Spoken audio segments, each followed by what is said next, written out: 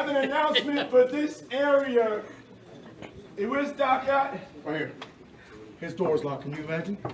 Having an emergency staff meeting. Where is this meeting? Come on. I need everybody to play. Everybody come. Is everybody here? Hello? Yeah. Listen. I am not starting over. That's not the way this shit works. I've been dropping hits for 25 years. I'm not going to go backwards and not be played on Kiss, not be played on this one, the Latino, the country station, all of that shit. I'm not starting over because you know why? I'm not fucking leaving.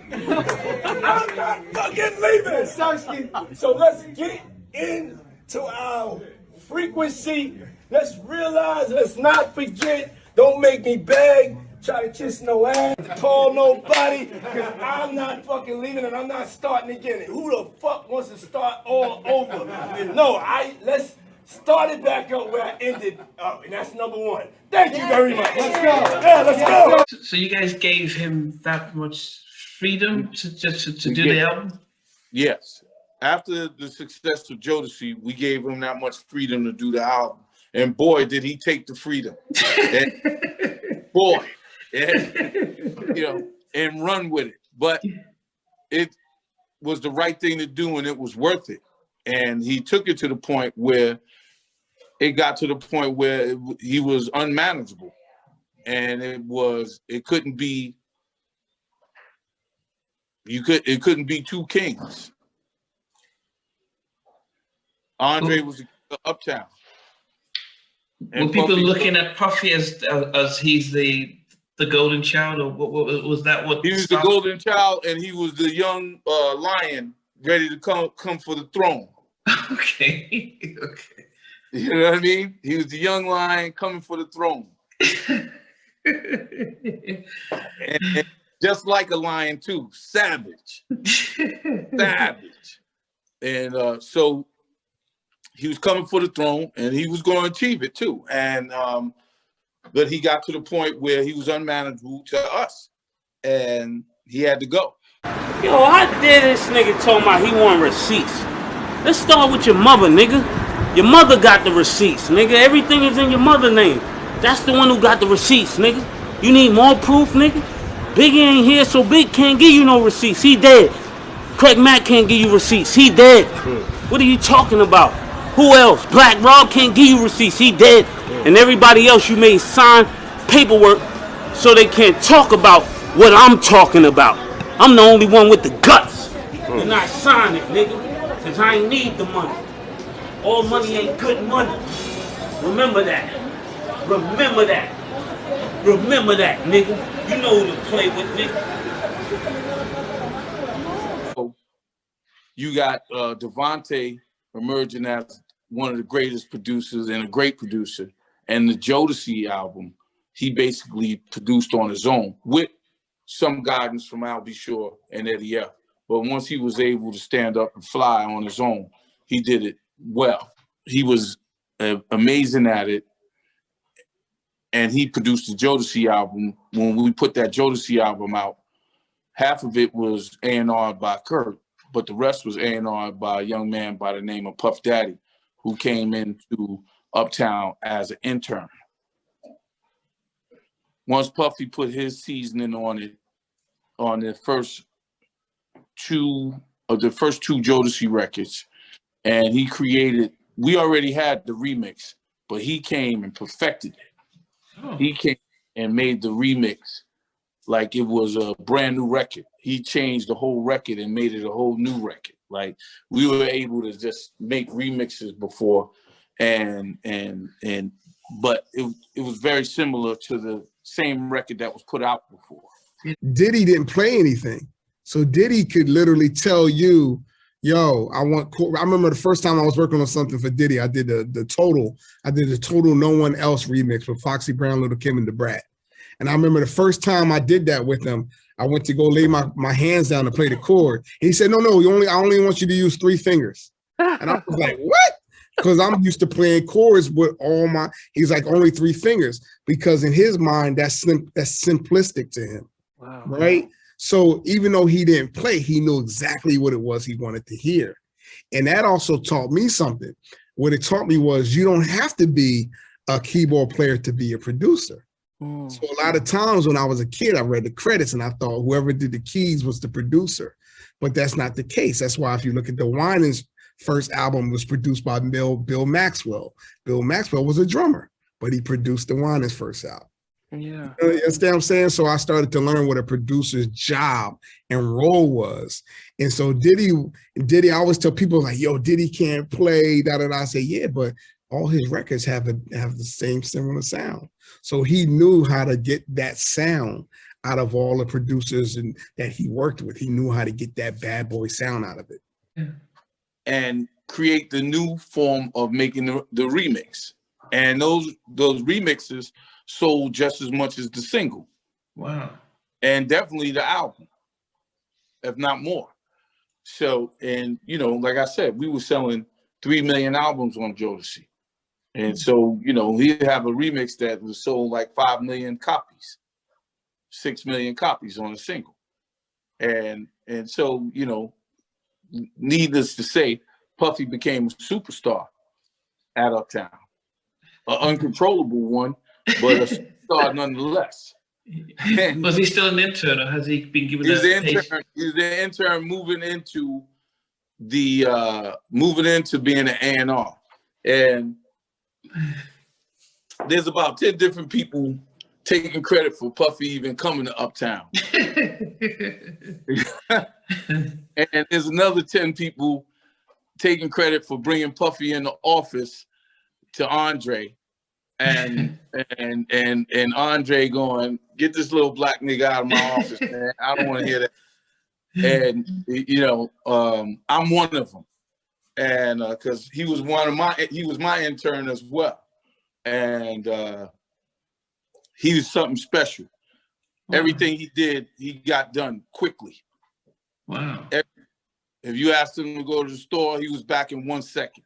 If you asked him to make a record, he had it done. And he was asking for his opportunity. When he got his opportunity, he nailed it. He nailed it because he would surround himself with the best people, and the knowledge that we had already have given him, he took that and really studied it and understood it better than anybody, any intern. And we had great interns. We have interns that have come out of Uptown Records and people that have worked there that are billionaires. Wow. So, and it's not just him, and he's definitely one of them. And he's something special from the beginning. Everything he brought to the table, even the bad attitude, good attitude, it was worth it because he put us on the map. Wasn't as hard as I thought it would be, because at the time Puffy was so on fire with everything that he was doing. I trusted his judgment and his vision for where he wanted to take just this track that I made and add all of these other people to the song and other elements to the song, and it would be a hit record. And he was just, everything he was touching was gold at that time. So I trusted his vision, and it was just interesting to see a different take on how they saw my music and what they wanted to add to it to take it even further. Can you give us an example of a track you did that others joined into? Okay, so I did this record called Get Ready for Mace, which was his first single off his second album. And I had sampled Shalimar, Night to Remember, and I had slowed it all the way down. So it was more of a lyrical record versus just a party record, right? And so when I gave it to them and I laid it down, when I came back in the studio, they had sped the record up, added, you know, sounds and keyboard stuff around it and chords and stuff and lead lines around it. Blackstreet came in and sang the hook on it. So by the time I'm hearing the record, the vibe has totally changed the record. But I understood, like, if you can get your record played on the dance floor, you know, then you can get your music out there. Everybody can hear it more often than just, you know, buying the CD. So the fact that he took it from just a slow lyrical version of the song and speeding it up where you could actually dance to it, now it changes the whole view of how big the record can be, because now you can play it in the party. And so So just understanding his vision and what he had for the record, even putting Blackstreet on there to sing that classic hook by Shalimar and reminding people of how big that record was and how big Blackstreet was at that time. So just understanding how to add those certain elements to make it a hit record versus just a song on an album, you know. I mean, it's a lead single off his second album, so it's always going to be a big hit. But when he's bringing in Blackstreet and doing this, do you get involved with that part, or do you... No, but the thing about Puffy, once you lay your part down, you just kind of turn it over to him, and he just does his thing and brings in the right people. So I trusted him. I was hearing all the music they were creating at that time, so I knew my music was in good hands, and he could take the vision further than where I had already just taken it. Did you still get the producer credits as the main producer on that, or how does? So you're still the main producer, and these are people that are just adding additional production, but you're still the main producer of the track. Wow. Okay. I mean, so that's.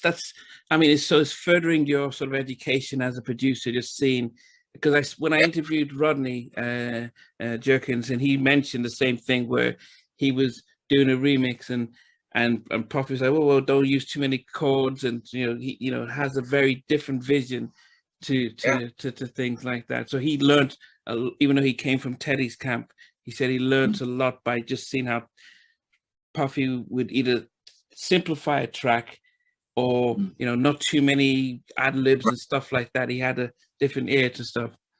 Yeah, and it was just everything that he was doing at that time was just a hit. So you tried it, and 9 times out of 10 he would take the vision so far that you didn't even realize it could even be as big as that. And when after Jodeci, Kurt Woodley and Andre had a disagreement, and Kurt had got let go or left, whatever the story is really. But he was managing Mary. Puffy comes in, starts producing Mary, and the rest is history. Kurt might have produced 3 or 4 records on the first album, but the rest of it was Puffy.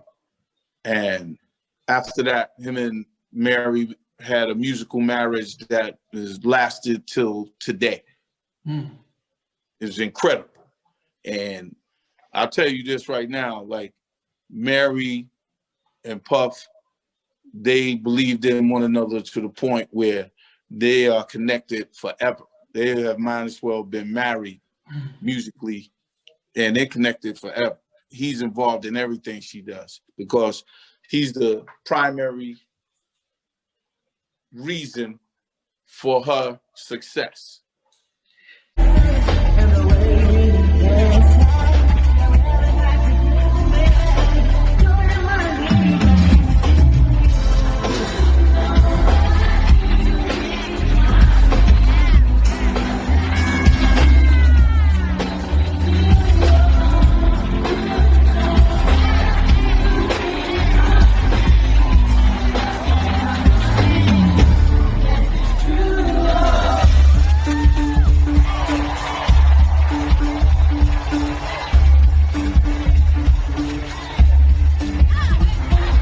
Guys, when you got signed, did you know about publishing and ownership and right or credits and all that stuff? Or were you just like, wow, here's Puffy and dancing and stuff and just writing and gave everything away for free? What was it? You've got a manager. Did you know about all this stuff? Well, I would just have to say that, all of us, we all came from the same neighborhood. So it's not like we were, we didn't go to school. There were no music classes, or we didn't. Nobody had music degrees. So it was one of those things of the school of hard knocks that we had to learn. But you know what though, wouldn't have it no other way because we're Mike and myself we're quite savvy with what's going on now because of that situation. And I mean, if you ask anybody from the 90s at that era, that we all went through it, especially your first project. This is how the 90s was built. Yeah. So don't even take it personal. But, at the end of the day, because of the things that are happening now and the rules and stuff that are happening right now, trust me, it's a blessing that 112, our music has transcended to the times where, laws and rules have changed. I interviewed Mike and Slim, and they talked about Nice. how you Oh, guys, nice. from 112, how you guys discovered them, and you know they owe so Yeah. much to you guys.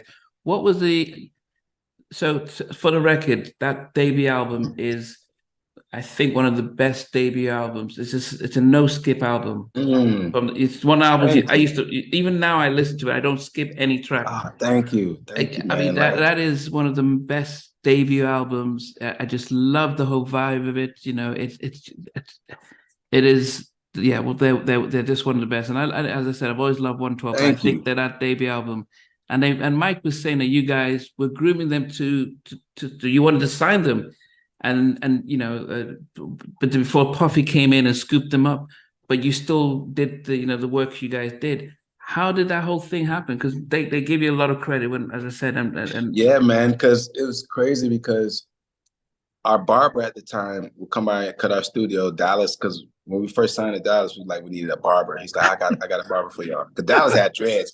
But he's like, yeah, I got a barber. So this guy, Courtney Seals, come up, he was coming up to the studio cutting hair. And everybody knows Courtney in Atlanta. He goes by Bear, but everybody knows him because he's managed a lot of artists and everything now. But back then, this is the beginning of his career. He was an amazing barber. So he's cutting our hair one day. He's like, hey man, because he's seeing all the people we working with. And he's hearing us going to Dallas, because at this point, we like maybe 6 to 9 months into, working for Dallas. And so, no, actually, it was probably about a year, because we kept asking Dallas, man, what can we do to start getting singles? Because we're working on a lot of big projects. We ain't getting no singles. So Dallas said, y'all need your own artists, man. Y'all should find yourself a group. So Courtney would hear Dallas tell us all this. So one day Courtney came to us and said, hey, man, if I start bringing singers in here, man, can we put a group together? It was like, yeah, let's do it. That's how 112 came together. Courtney, one by one, would bring these guys in. Q from 112 was actually in another group with Wingo from Jagged Edge. They were in a group together. Wow. And so all these things happened, and we realized we wanted Q because of his tone and the way his false was. It was different than Slim's. They all had different tones. Duran was amazing. He played Mike had the really soulful voice. They all had different individual voices. So over the course of maybe a few months, we realized that was the 4 we need to go with, and we just started demoing songs right there in Dallas studio. And so I'll skip to the end of the story. Basically, that went. No, don't skip. We've got time. No, I was just gonna say we developed them for about a year and a half. Wow. And so now, the same time, because it's funny, after Dallas signed us, a week later we met Puffy. He was working at Uptown, but he came to Atlanta because him and Dallas were even best friends way back then. He was an A&R from Uptown, so we met Puff the first 2 or 3 weeks of even being signed to Dallas. He was one of the first people we met. Wow. Because Puff was like, yeah, play me some stuff I'm working on. I'm A&R Mary J's album right now. So Andre started a company. He started a company, Bad Boy, which was under Uptown. It was a production deal, a label deal under Uptown. Okay. Because at that point, we could do label deals. And he had his first 2 acts, Biggie Smalls and Craig Mack was on Uptown Records. First 2 records, one Craig Mack's record, I think Flavor in Your Ear, and 2 of Biggie Smalls records, Party and Bullshit, and another record. And he bought Biggie, and that blew up. And then he was totally uncontrollable. And then he got fired. Yeah, because he was uncontrollable. So Puffy leaves. I'm asking Andre, don't let Puffy leave. Mark Siegel was the one that was encouraging Andre to fire Puff, and telling Andre, because Mark couldn't control Puff at all. Puff didn't have absolutely no respect for him whatsoever. And he was coming in to break up what we had. And he was adamant about letting Puff go. More so than yourself and Andre. More so, me and Puff ain't get along at all. I didn't want him to leave because I didn't want the hits to go, because I was the head of promotion and marketing. I didn't want I wanted the hits to stay. I didn't care if he liked me or I liked him. None of that shit mattered to me. I just wanted to stay in our glory. And we had hit after hit after hit after hit with him there. With him gone, we still had hits, but it wasn't the magnitude of hits that we had while he was there. What was he doing differently though? Because what did he do? His talent, and who he learned from. He learned from Eddie F. He learned from Devontae. He learned from Teddy. He would learn, and then he put together his own crew. And actually, the proof is in the pudding. They were better. So when somebody's a genius at what they do and they're smarter than you, the right thing for you to do is to try to manage that for as long as possible, because you can't control it. You have to try to manage that. And I'm going to tell you this. When you have an artist, right? The first record you make with an artist, you're the boss, meaning the production company, the distribution company. You're the boss. The second record that comes, you guys are equal. The third hit record, you're getting fired. So they take it over. They don't need you. They need you for. They got everybody coming at them. Every president, every person is telling them what they could do better for them and offering them more money. So you had a company getting $175,000 a year, and Clive Davis comes and says, "I'll give you $75 million to start your. I'll give you $75 million. I'll give you $150 million. It don't make no difference to me. I know what you're going to roll out over here." So we allow that situation to get away from us because we weren't smart enough. The egos got involved. And one story that might pose an answer is the story when I met Puffy. I was 18 years old DJing at a club in New York, and it was a hot spot, but they kind of gave me like the whack room in the basement. And it was also pouring rain that night, so no one was in the club. But at 3 a.m, I saw Puffy come from the shadows, and he danced, as I remember, by himself until 5 a.m. And I was playing R&B classics of the 70s and 80s, funk, soul, disco, so on and so forth. So I was playing Michael and Prince and Stevie and Earth, Wind and Shaka, so on and so forth. And Puffy finally was walking out around 5 a.m. and walked by the DJ booth and said, "Where's the DJ?" Now, remember, when I was 18 years old, I looked like I was 8. And I said, "I'm the DJ." And he said, "Who's been here all night playing all these classic records?" And I said, "Me." And he wrote down his number and said, "Call me tomorrow."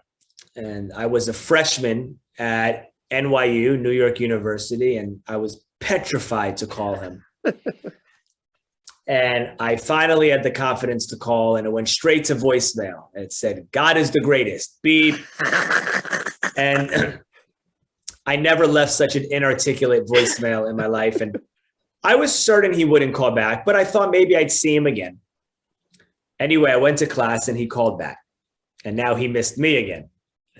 And when I left class again, I ran home to my mother's house, still lived with my mom, and locked myself in a room. And I said, "He called back." And I called him back, and they put him right on the phone. And he said, "Playboy," he said, "How do you know how to play those records like that?"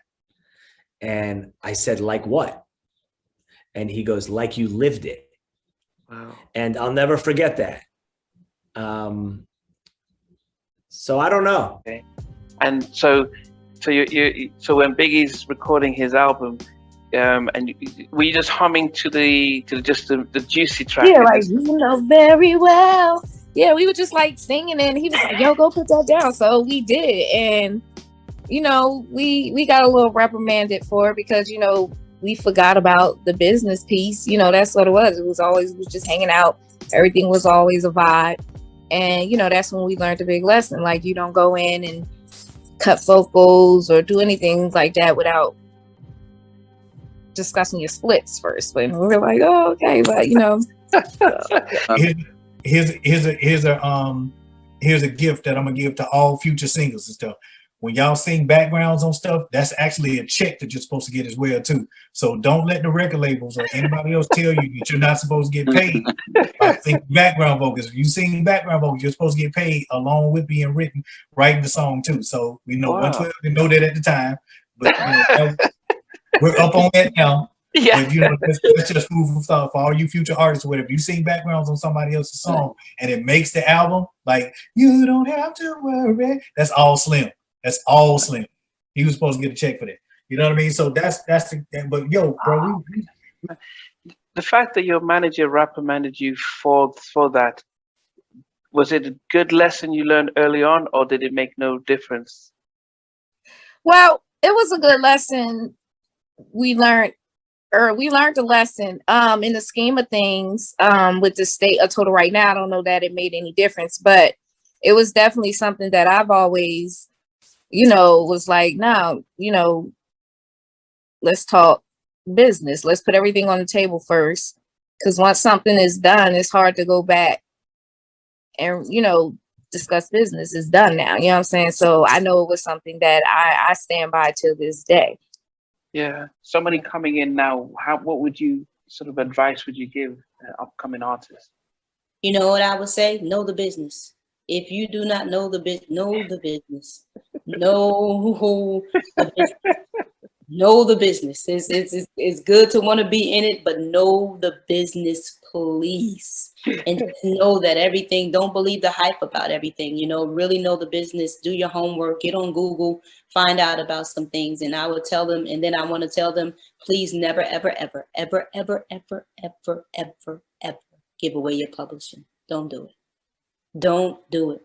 Don't give away your publishing. Don't compromise who you are. Be who you are. Be the artist that you know that you are in your heart, because bringing your individual artistry to this music industry is so dope. That's how you had the Mary J. Blige's and the Brat and the, you know, SWV and Total and Escape and LL Cool J and Biggie and Craig Mack and Tupac and Dr. Dre, Snoop Dogg. That's how you had because everybody was individual. Don't do it what everybody else is doing.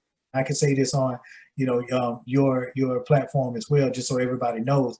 Our intent was not to leave Bad Boy. We were not, our initial intent was not to leave. Our intent was to be, to get out from under the production deal that we were signed to through Bad Boy, which was taking, what, 80% of what, 40%, I'm sorry, 40% of everything that we made. So from advances to touring, to shows, to anything that we made, endorsements, advertisement, anything that we made, the production company that we were signed to took 40% of that.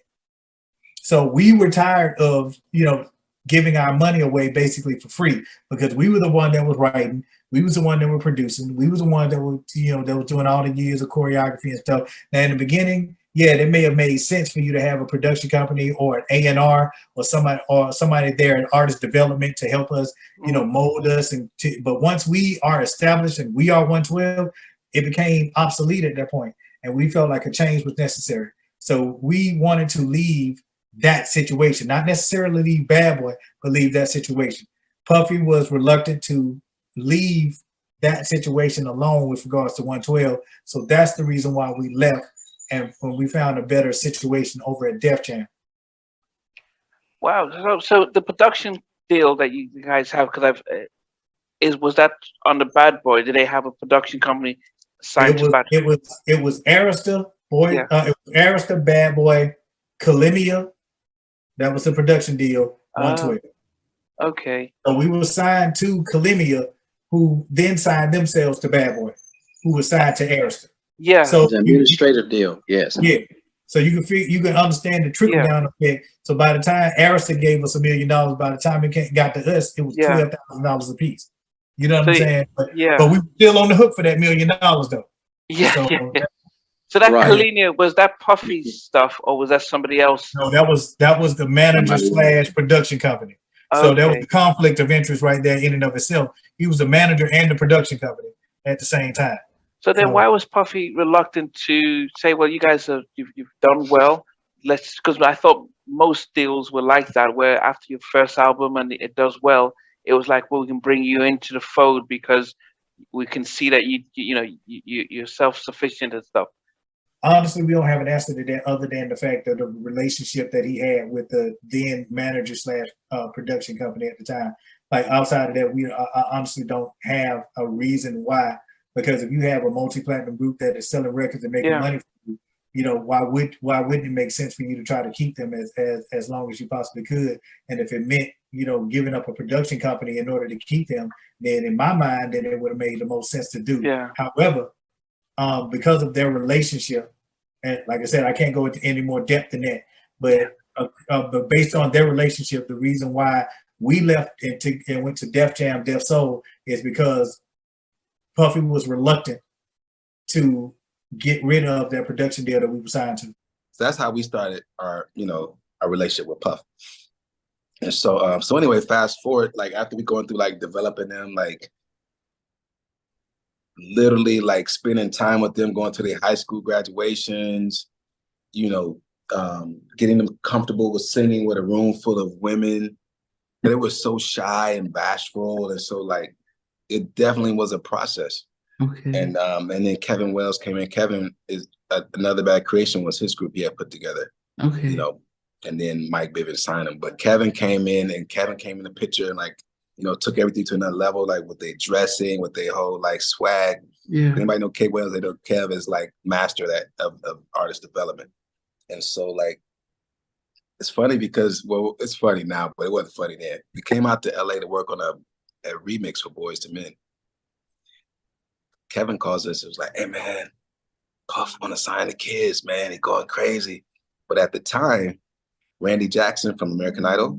Yeah, Randy, yeah. Randy was working at Columbia. Yeah. We had already had a great relationship. Randy was the first executive we met, probably in the music business. One of the very first executives we met that didn't live in Atlanta. Because he would come down, like always, like put us on projects. So we were just always working with Randy. So we always had a great relationship with Randy. So Randy wanted to sign 112 so bad. And they were called Forte at the time. Randy literally flew down like 2 or 3 times to meet, just to listen to them sing. And so so we telling Kevin, like, man, Randy want to sign him. He's like, I don't know, man. You know, Puff, he's about to blow up with Biggie and Craig Mack. And I don't know, it's a good look, man. Well, let's figure it out when y'all get back. We get back, they already signed a Bad Boy. What? They was already signed a Bad Boy. And yeah. And it was, for a minute, it was really messed up. Like Dallas was furious because, you know, Dallas is kind enough to let us, well, I ain't gonna say he let us because we had to pay for the studio time ultimately. We spent like $100,000 in studio time on demos with those guys. Dallas took it real personal. And then him and Puff's friendship was like, for a brief second, was cut off. Literally, they didn't speak to each other. Like, they had some like not so kind words to say to each other about it. And like, Puff was like, man, I didn't know this was Tim and Bob's group. And Dallas like, yes, you did. Everybody knew this was Tim. Everybody in Atlanta know this is Tim and Bob group. Like, Dallas was furious. And so next thing you know, Dallas like, now they got to do an album without Tim and Bob. And so it was like, dang. So we went on and started doing other stuff.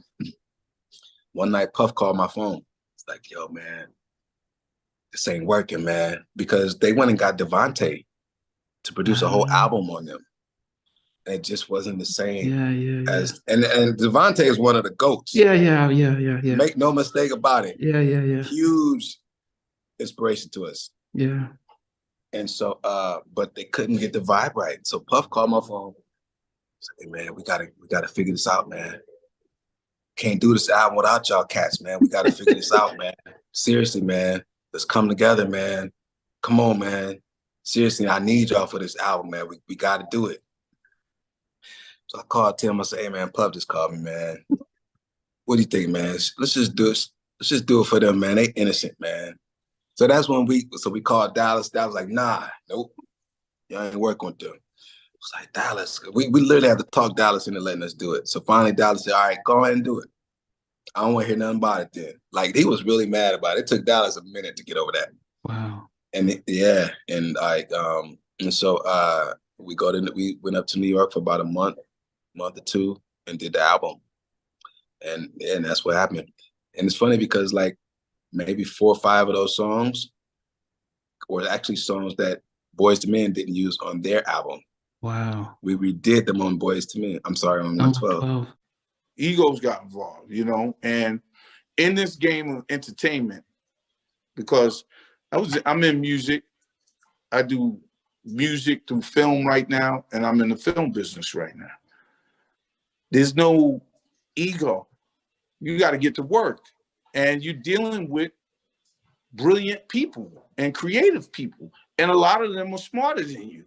And how do you outsmart someone that's smarter than you? You have to try to, and your ego can't, and your pride and all that bullshit can't be in the, you know, Puffy has said things to me that made me want to kill him. But not to the point where I want to see the hits go. I don't want the hits to go anywhere. Yeah. You know, and the thing about it is we're talented. Andre is very talented, creatively. Like I said, I'm a wordsmith. I made up words that were on records that I should have got publishing for. And it's true. I had every single one of my artists, including Puffy, talking like me, walking, dressing, everything. And that's just the truth. And that's why I can say it freely. But none of that matters when they're able to take your gift and apply it to their gift and make it bigger. Yeah. And make it bigger.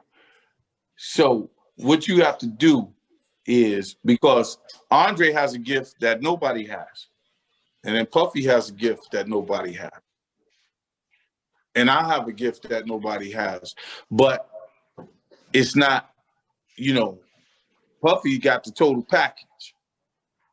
And that's why he's a billionaire right now. And I'm over here to borrow some money. I'm trying to phrase things properly so that I don't upset him at all. I was able to utilize Puff Daddy, Diddy, Sean Combs, Love, whatever you want to call him. He wanted to sign me as a producer to the Hitmen. Oh, goodness. Yeah. So this is before the things you do, the Bad Boy remix, any of that. He heard I was mastering Gina's album at the Hit Factory with Her Power. Okay. And it just so happened that he was in a room next door and he heard me working on it through the wall, and he walked in and said, yo, what's that?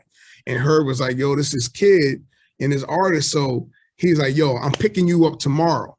So he picked me up the next day and literally was trying to get me to sign to become one of the Hitmen with Stevie J and Chucky and everybody on that team.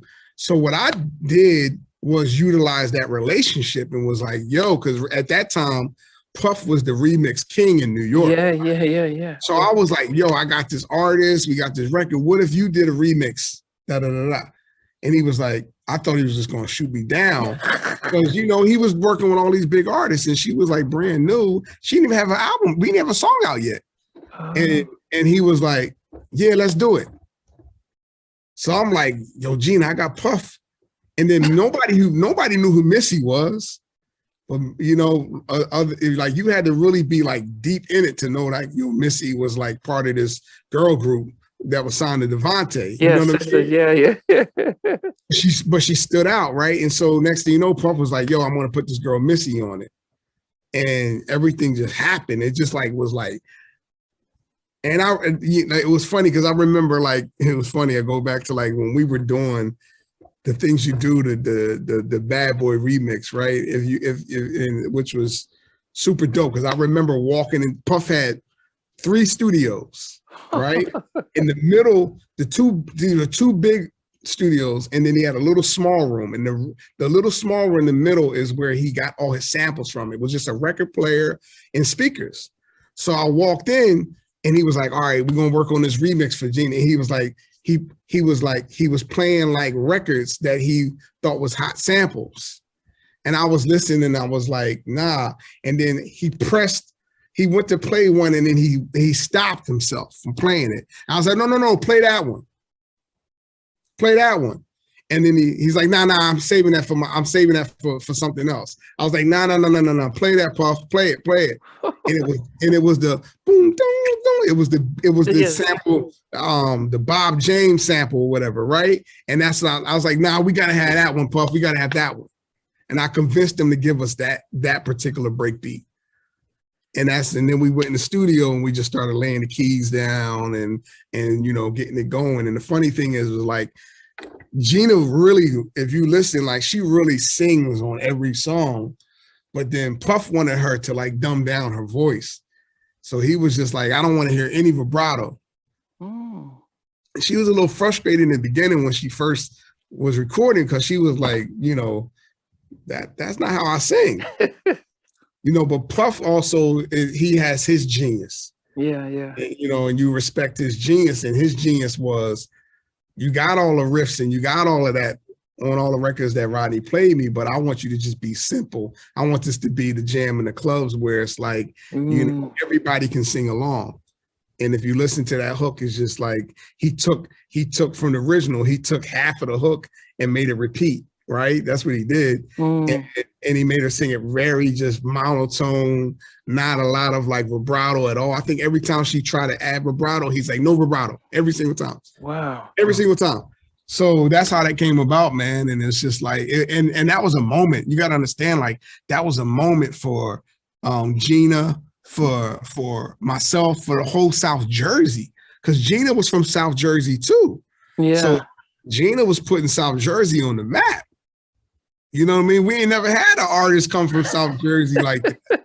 So, and that song was rocking the clubs and radio like nonstop. So, that was an incredible moment, man. I just blessed to even. Ladies and gentlemen, boys and girls around the world, we're gonna show you how we produce a smash from scratch, starting now. Niggas can't get in the car, drive down the block. Gonna tear this shit up. They're gonna have to be a motherfucking love soundtrack for that shit. There's gonna be a lot of motherfucking revolutionary babies made and a lot of motherfucking war dance celebrating motherfucking victims. When I walked in here, I didn't understand what they meant by the frequency. But everybody's vibe when you go into the different rooms is different, and that's really what frequencies are. Going to it, I'll show you what I like, don't like. We keep on going back and forth, making it great though. But you understand the instructions very well, and it's feeling right though. You know what I'm saying? It's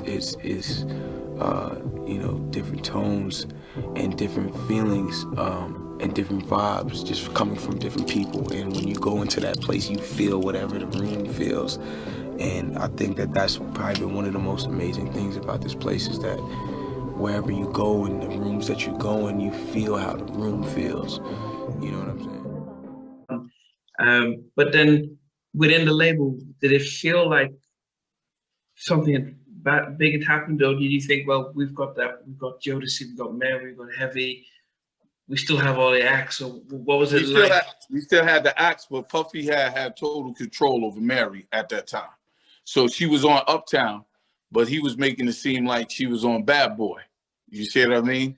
And then he was building his roster off of it. Mary had helped platform Biggie, which didn't need much platforming, but she was a part of a lot of songs that Biggie were on, and it was more like she was a Bad Boy artist. You know what I mean? And when Puffy left, he left with a lot of my promotional staff, my marketing staff. He left with a lot of people that were working with him at Uptown. You know what I mean? And he made a real power move.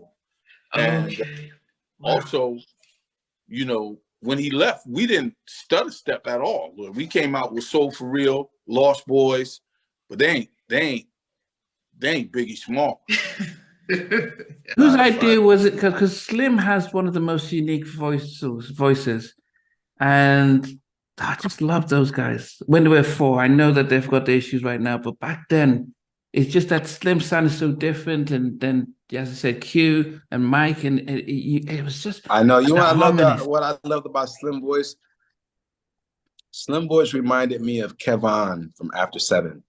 Oh, that's yeah. what I always loved about yeah. Slim's voice. Kevon has one of the most amazing voices ever. Yeah. And but something about Slim's voice reminded me of Kevon and me personally. So that's what I loved about it. And so then it was interesting.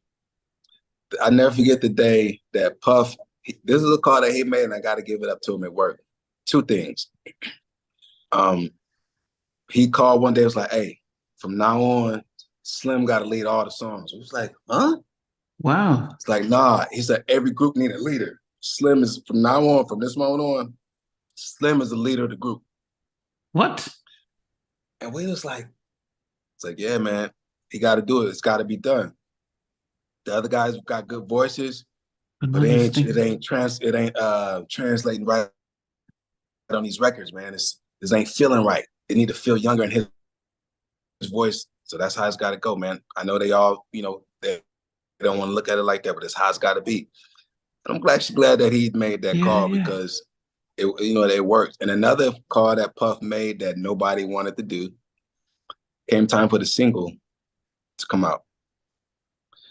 Montel Jordan was putting out, I always get their names. Which one, Montel, that did This Is How We Do? Is that Montel Jordan? Yeah, that's him. Yeah, that was Montel Jordan. Right? Yeah. I get the last name mixed up. Yeah, it is. He was coming out with the single that had the exact same beat as Only You, the original Only You.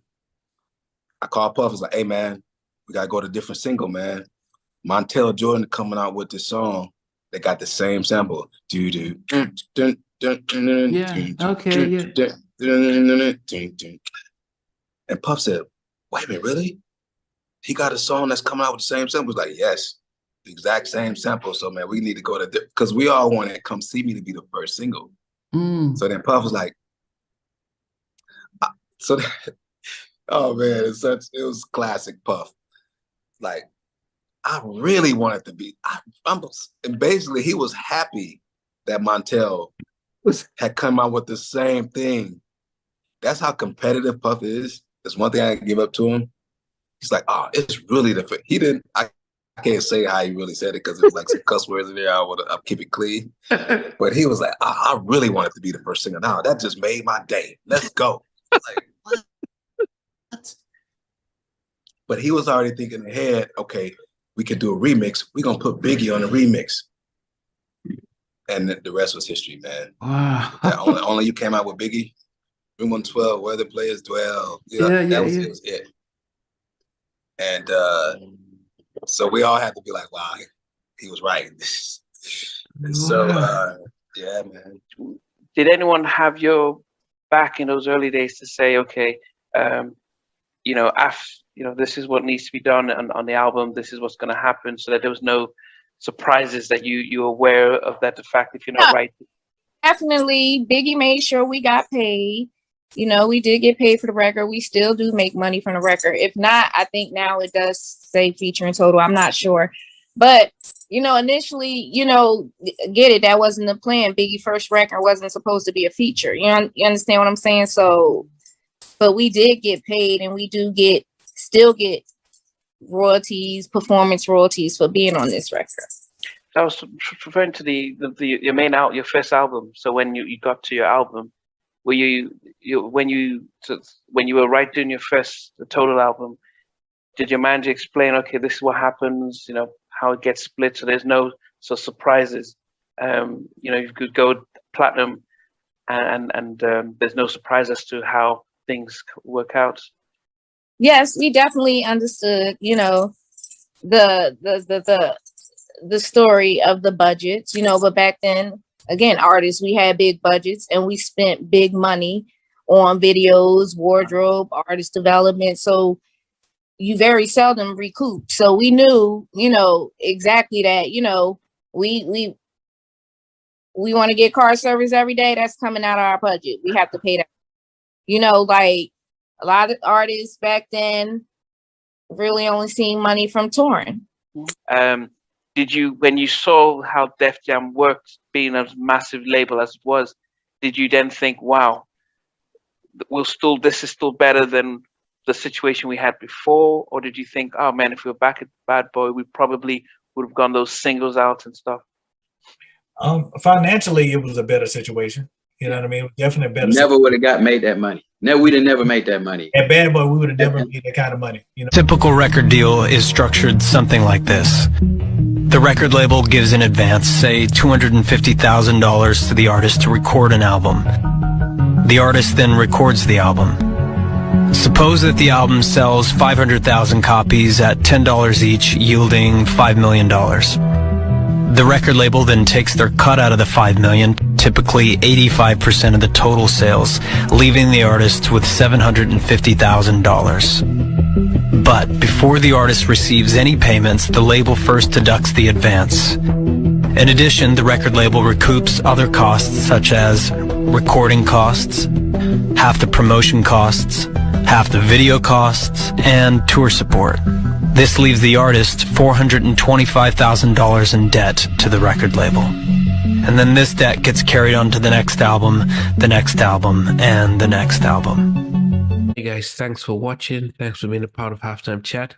Please remember to subscribe, share, and comment.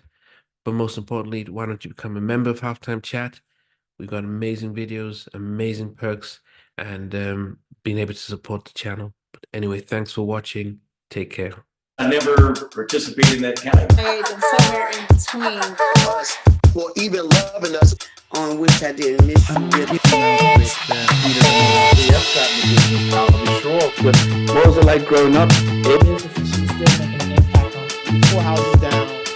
I have a couple pieces. Trying to get this one and that one. That works for you, but just for me, No, okay, you're okay. They don't understand what Jodeci's voice meant in all spirits. Play it. I mean, I love all different genres.